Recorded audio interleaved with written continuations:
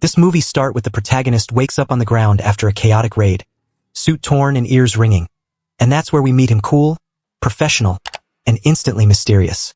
He's part of what looks like a CIA black ops job at a Kiev opera house that goes sideways in 5 different directions. The mission unravels, people die, and when the protagonist is captured, he refuses to betray his team. He chooses a suicide pill rather than talking a dramatic, old-school sort of honor only to spit it out and survive. That moment is Nolan's courtesy to you. He tells you, without saying it out loud, that this world runs on choices, and some choices bend time a little bit. After the hospital wake-up, the protagonist is dragged into an even stranger world. A secretive organization called Tenet recruits him. Is a gesture, in combination with a word, Tenet. Tenet isn't spelled out for you in plain language. It's more like a handshake, a code, and a MacGuffin that opens a rabbit hole. He's told that things are stranger than normal espionage. Bullets sometimes fly backwards, and some people from the future have figured out how to invert the entropy of objects and even people. It's confusing on purpose, and you're supposed to be confused. It's part of the ride. The protagonist meets Neil, a disarmingly affable operative who becomes his partner in mischief, and whose easy friendliness hides the fact that he knows far more than he lets on. Neil's a linchpin, charming, clever, and the kind of sidekick who makes you forgive a lot of exposition. The first real heist is at an Oslo Freeport, a sterile, museum-like vault for priceless objects. The protagonist is teamed with Neil and an entire cloak and dagger setup that looks like something out of a hyper-stylized spy thriller. They're there to steal a strange aluminum artifact in a locked case, and the mission turns into a reveal. The protagonist experiences bullets that behave as if time's been flipped. The aftermath gives them their word for the problem: inversion. Objects and people that have been inverted move backward through cause and effect, like film played in reverse. It's a neat cinematic trick, but in Tenet it's also deadly serious. Inverted people can be lethal, and inverted materials can be used as weapons by someone who understands them. That someone turns out to be Andrei Sator, a Russian oligarch with international pull, played with stately menace. He's terminally ill, absolutely ruthless, and he has access to tech from the future. He can buy things from people who have them shipped back in time. He's the kind of villain who enjoys the small cruelties. He keeps a firm grip on his estranged wife, Kat, by controlling her relationship with their son, and by playing an ugly psychological game. Kat is traumatized, bright, and trapped. Elizabeth Debicki plays her as heartbreak and fire at once. She's the emotional core of a lot of what follows because Sator's cruelty to her isn't just personal. It's a tool he uses to manipulate allies and enemies alike. The protagonist's path crosses with Kat after he realizes Sator is the buyer behind the inverted goods. To get close to Sator, the protagonist engineers a meeting that eventually gets him and Kat entwined in a high-stakes game of leverage.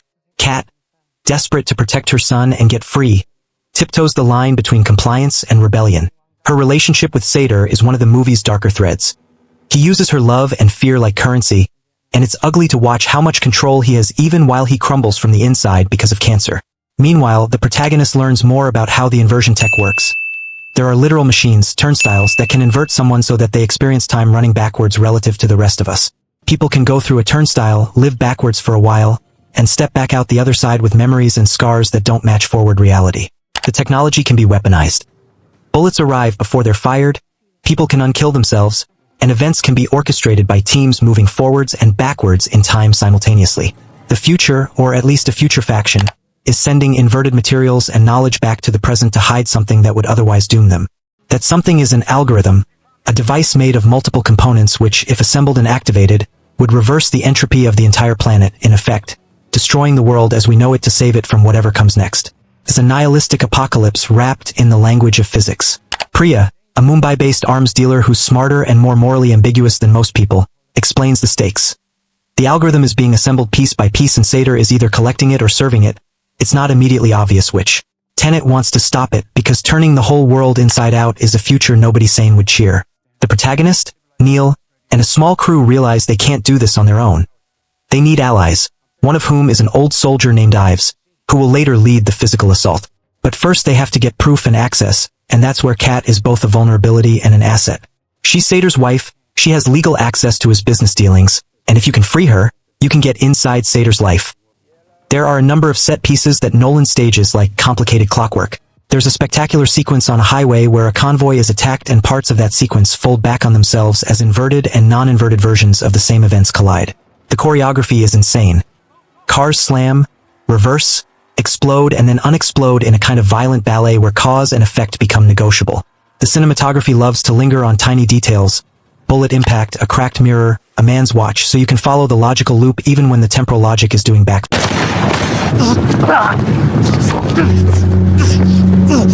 flips. It helps that the film never cheats. It lays out rules and then plays within them, which feels satisfying in a nerdy, brainy way. At some point, the protagonist learns that Sator isn't just buying bits of the algorithm. He's using the painful knowledge of his own death as a motivator. Sator's terminal diagnosis is more than a personal tragedy. It's a narrative engine. He wants the world to end on his terms. If he can flip the algorithm, he figures he can control the end. That's dark, selfish, and pure villainy. It also gives the mission a very particular moral texture. This isn't just about guns and tradecraft. It's about whether one man's petulant wish can wipe out billions. I don't know. Tell me your shooter again. Leave him alone! Listen to me. Which, to be clear, is a no from Tenet. The protagonist and Neil go to great lengths to get to Sator's yacht and to a burial site where parts of the algorithm are hidden in places that make sense only to someone with inverted knowledge. There's a daring raid where the two of them have to use inverted and non-inverted agents to secure a key piece. It's during these stunts that the bromance between the protagonist and Neil becomes unexpectedly genuine. Neil's easy remarks and habit of finishing sentences make the protagonist lower his guard.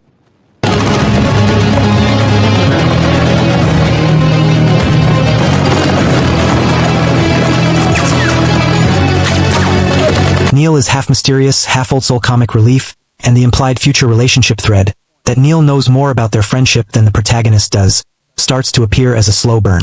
It's a twist that lands later, but Nolan seeds it early in their dialogue and in Neil's small, knowing smiles. The Mumbai sequence, where a plane is parked and time behaves not quite as you expect, gives us a sense of scale.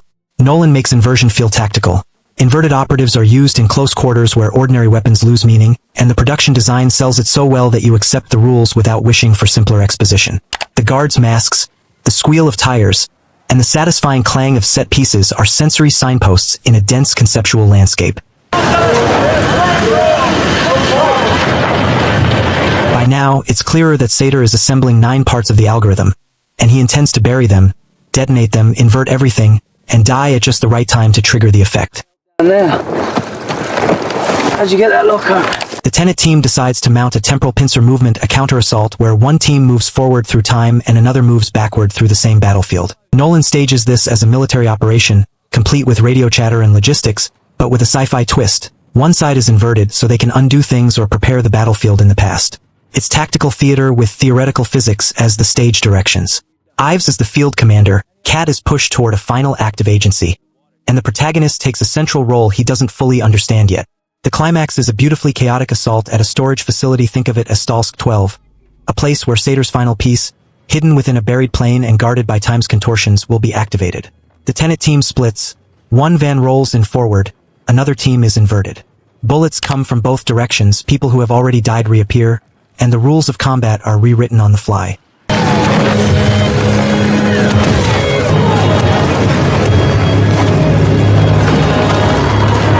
The protagonist swings between forward and backward realities while trying to keep a grip on what matters. Stop the algorithm, save innocence, and if possible save Kat from Sator's reach. Kat's arc reaches a bitter, thrilling payoff. She's been manipulated and humiliated for years, but in the final moments she chooses to reclaim her life. In a tense seaside confrontation, she stabs and shoots Sator after learning his true intentions.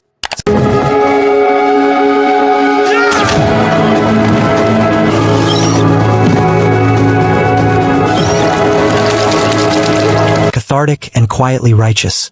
Sator's death is not cinematic triumph so much as tragic end. A man who wanted to blow up the world because he felt entitled to control its ending gets what he asked for, and it's ugly. Kat's action frees her son and finally severs the twisted tether that held her. But Tenet isn't done with emotional punches. As the physical dust settles, we get the personal reveal. Neil's easy friendship had a timeline the protagonist didn't know about. Neil has been with him for longer than the protagonist's memory allows, which reframes their entire friendship as something the protagonist will build later. Neil's affection and small sacrifices are tinged with melancholy because we realize their present camaraderie is already written in future interactions. The most affecting moment comes as a bittersweet goodbye. Neil heads off to a mission that will be his end, And he leaves the protagonist with a line like, "You'll see me again, you just don't know when." It's an emotionally weird clockwork. You're happy for the friendship, sad for its cost, and a little dizzied because Nolan just made time itself an emotional device. Finally, there's a twist that reframes the organization's origin. The protagonist realizes that he himself was, in the future, the one who creates Tenet, or at least, that he's central to its founding. The film closes on the idea that this whole operation was a bootstrap paradox. The thing exists because it exists, and the people running it will eventually become its keepers. The protagonist, who begins the film as a nameless spy, ends up as someone who must accept responsibility not just for stopping an apocalypse, but for shepherding a moral tech that could become a threat if left unchecked. It's a neat bit of narrative symmetry. He starts with no name and ends with the weight of an organization that controls the knowledge to flip the world inside out. If you step back, Tenet is both a high-concept puzzle box and a human story about choices, friendship, and the arrogance of thinking you can control the end. The action is spectacular. Nolan stages fights and chases like clockwork spectacles, but the heart of the movie lives in the small things. A look between the protagonist and Kat, Neil's offhand jokes masking grave knowledge, the protagonist's wandering moral compass as he decides who deserves to live. It's also a movie that respects your brain. When it introduces rules, it plays fair with them and then asks you to enjoy the choreography of consequence. You'll probably walk out of Tenet feeling like you attended a masterclass in cinematic time management.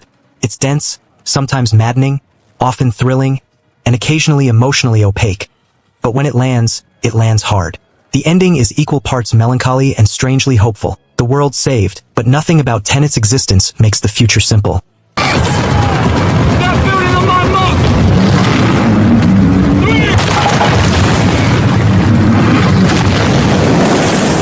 People you grow to care about are lost to temporal necessity, and the protagonist is now tasked with carrying a secret knowledge he'll eventually pass on in one way or another. Neil's farewell is the gentlest sting, a reminder that even friendships in Nolan's universe are subject to time's strange bargains, and Kat gets the kind of closure that, in a Nolan film, feels earned rather than tidy.